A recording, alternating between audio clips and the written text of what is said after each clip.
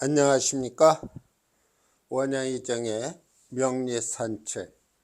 오늘은 제 133강 모친에 대하여 이어지는 내용입니다.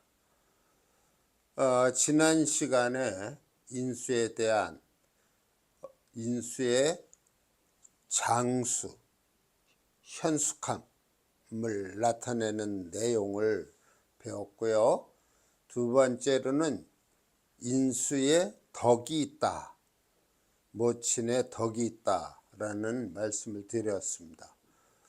오늘은 인수가 재성보다 왕하면 모친이, 어머니가 한 집안의 가장이 된다. 그러니까 부친이 모친의 기에 눌려서 제 역할을 못하는 그러한 상황이 되겠죠. 여기 무자, 개해, 을의 개미라고 하는 명조가 있습니다. 을목일주가 해월에 태어났어요. 그러면은 이 을목일주의 세력이 어떻게 되느냐, 인수가 이렇게 많고요. 여기는 해, 묘, 미 해서 미도 을목의 편으로 들어가서 이와 같은 세력을 을목이 형성하는데, 이 을목의 주된 세력을 이루고 있는 것이 인수가 됩니다. 개수, 해수, 그 다음에 해수, 자수 해서 인수가 아주 태왕하죠. 그 반면에 이 연간에 놓여 있는 무토라고 하는 재성은 도저히 이 왕한 인수를 그걸 하기에 역부족입니다. 이 무토의 뿌리가 없어요. 다시 말하면은 이 해수에도 간목이 있거든요. 간목이 있고 이 미 속에는 을목이 있어요. 그러니까 이 무토가 이러한 인수의 왕한 힘을 견뎌내기가 어렵습니다. 원래 재성이라고 하면 남편이 되겠죠. 이 인수의 남편이 되겠는데, 이것이 토국수 작용을 제대로 하기가 어렵습니다. 뿌리도 약하고요. 이럴 때에는 천상 이 인수가 주도권을 잡고 한 집안의 가장 역할을 할 수밖에 없는 것이죠. 그 다음에 인수가 혼잡하면 했어요. 이 인수가 혼잡됐다고 하는 것은 정인과 편인이 뒤섞여 있다는 얘기예요. 이 정인과 편인이 뒤섞여 있으면은 좋은 면이 없습니다. 그 첫 번째가 모친 외에 모친이 있게 된다. 그럼 모친 외에 모친이 있다는 얘기는 우리가 생각해 보건대 이 명조의 주인공의 부친이 어떤 또 다른 여인을 아내로 취하고 있다는 얘기가 되겠고요. 그렇지 않으면은 모친이 일찍 세상을 떠나는 바람에 계모가 들어오는 그러한 현상도 될 수 있습니다. 그 다음에 이렇게 인수가 혼잡되어 있으면은 역시 재성의 문제가 생깁니다. 그래서 부모, 아버지와 어머니 사이가 화합을 이루기 어렵고요. 또한 인수가 이렇게 혼잡되어 있다고 한다면은 모친의 배다른 형제, 이복 형제가 있을 수 있다 하는 겁니다.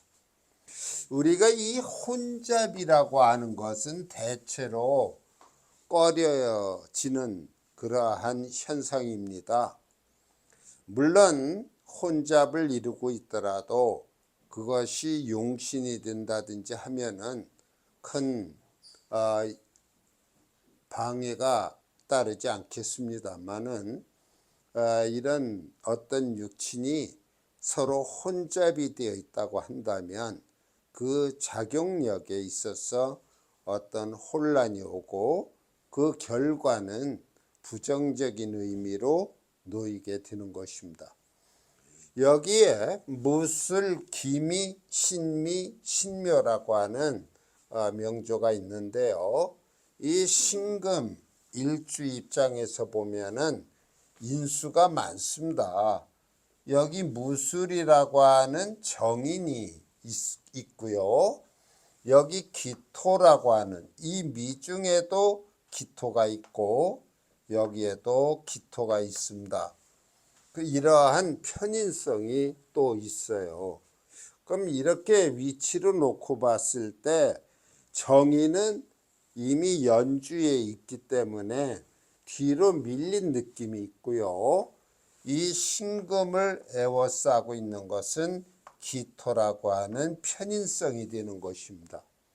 그러니까 이 신금의 입장에서는 정인의 도움은 별로 없어요. 다시 말하면 생모의 덕이 없어요. 그래서 이 편인이 되는 모친의 어떤 모친 밑에서 성장하고 또한 인간관계, 가정의 어떤 그 관계를 맺고 살아가게 됩니다. 그러다 보니까 편모스라가 되죠. 이때 슬자는 무릎 슬자가 돼서 일찌감치 편모 밑에서 자랐다는 얘기가 됩니다. 물론 당연히 부모가 불합하고요. 또한 모친의 이복 형제가 배다른 형제가 있을 수 있다. 그러한 추리가 가능합니다. 그래서 이 신금일주가 신강하긴 하지요. 신강하긴 해서 인수로 인해서 신강한 면이 있습니다만 정인보다는 편인에 의해서 좌우되는 그런 모습을 보이고 있는 명조가 되겠습니다. 자, 그 다음에 인수에 역마지살이 놓여 있다면, 역마지살이라면, 역마살이라고 하면 또는 지살이라고 하면 인신사해가 됩니다. 인신사해가 역마살이 되던가 지살이 되게 돼 있는데요. 인수에 역마지살이 놓이게 되면 모친이 일을 한다. 직장 생활을 한다. 뭐 현대사에서 모친이 일을 하는 거 많지요. 당연한 일인 것 같기도 하고요. 그래서 아기를 기르는 데에 보살피는 데에 이 직장이라고 하는 것 때문에 많은 지장을 받기도 합니다. 또한 역마지살이 있게 되면은 해외 출입이 잦다. 해외 출입이 많다. 그 어머니가 한 자리에 조용히 머물러 있기가 쉽지 않아요. 이동성이 많다는 얘기입니다. 긍정적인 면에서는 어머니가 해외 여행을 한다든지 또는 어떠한 직장의 일로서 해외를 출입한다든지 할 수 있겠습니다만 부정적인 의미에서 본다면 인수가 가정을 지키는 그런 어머니의 모습이 아니고 항상 동적이기 때문에 가정이 또 돌봐야 할 그러한 자녀에 대해서 성장 과정에 많은 영향을 미치기도 합니다. 자, 무호, 갑인, 임신, 기유 이렇게 돼 있는데요. 여기서 보면은 이 수일간 아니겠습니까? 그런데 여기에 보면은 인이라는 글자와 신이라고 하는 글자가 있어요. 이 신의 인수가 신금, 뭐 유금 이런 식으로 놓여 있지 않습니까? 그런데 위치는 월지가 인수의 자리입니다. 여기에 인신충 해서 역마지살이 놓여 있습니다. 인신충이 돼서 역마지살이 놓여 있고요.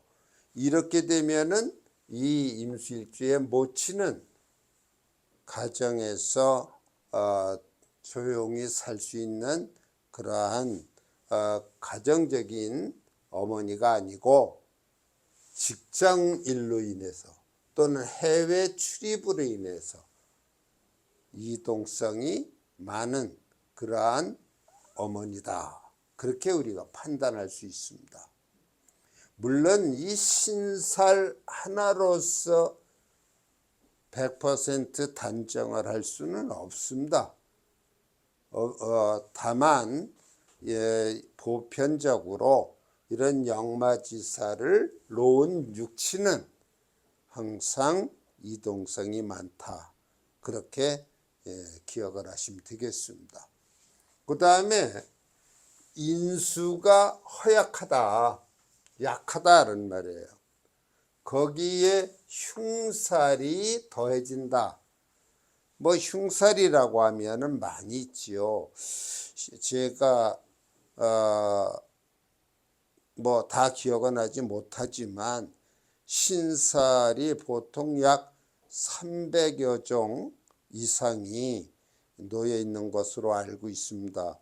그 중에서 제가 이 명조를 파악하는 데서 흉살이나 또는 길신이나 이러한 것들을 사용하는 것이 한 10여 종류에 해당이 되고 있습니다. 그러니까 어찌 보면은 저의 경우는 신살을 많이 다루는 편이 아니죠. 여하튼 간에 이 흉살이라고 하면 뭐 현대인들에게는 귀문관살 또는 어떤 뭐 단교관살 또는 극각살 또는 탕화살 뭐 여러 가지가 있겠죠.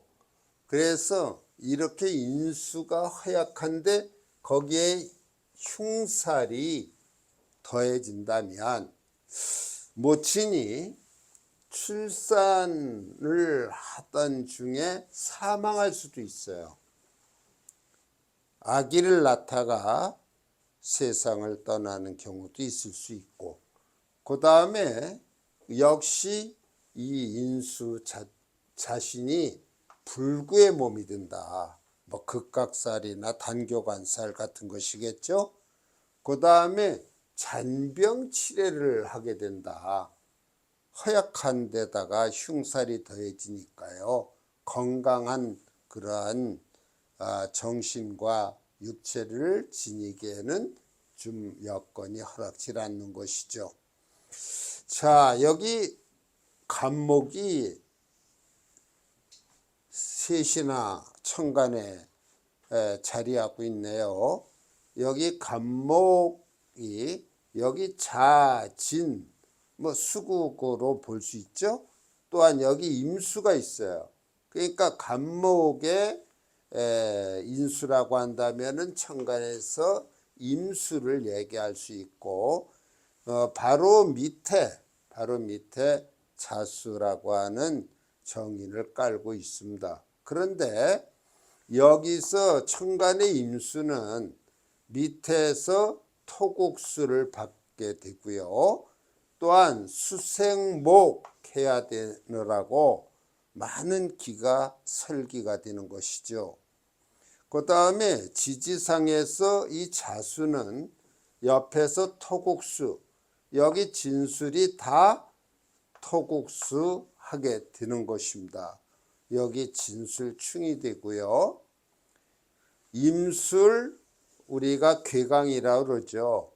갑진은 백호라고 합니다. 이러한 흉살들이 또한 놓여 있고 극이 있습니다. 여기서 임수라고 하는 인수, 자수라고 하는 인수, 이것이 허약할 수밖에 없네요. 또 흉살도 걸려 있고요. 이럴 때 이 임수, 자수는 출산 중에 사망 내지는 불구, 그리고 그 출산의 후유증으로 잔병치레를 하게 되는 것입니다. 우리가 꼭 뭐 인수의 경우만 그런 게 아니에요. 모든 육친이 환경이 좋아야 됩니다. 거기에 뭐 혼잡이 되어 있다든지 흉살이 더해진다든지 하면 어떠한 육친이든 간에 그 육친의 본연의 모습을 본연의 역할을 다 하기가 어렵죠. 자, 오늘 이 시간에 네 가지 여건에 해당되는 인수의 말씀을 드렸습니다. 다음 시간을 기약합니다. 감사합니다.